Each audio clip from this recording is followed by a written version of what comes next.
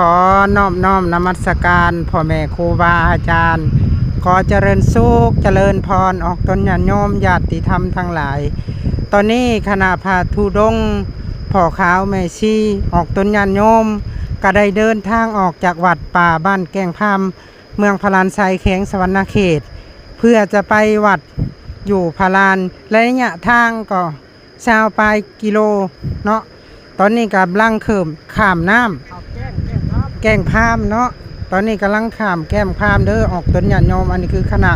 พระสงฆ์สามเณรพ่อขาวแม่ชีก็เดินความก็ดึงกันมาเนาะเนื่องจากทางมันหมื่นในน้ำเนาะกับประคองกันมาถ้าออกตนญาติโยมฐานใดเรียนมาเห็นกินนี่จงมีแต่ความสุขความเจริญให้ทุกข์ให้โศกให้โรคให้ภัยหายพยาธิโรคาเนาะฝากกดไลค์กดแชร์เอาบุญในเด้อออกตนญาติโยมเด้อเอาสาธุสาธุ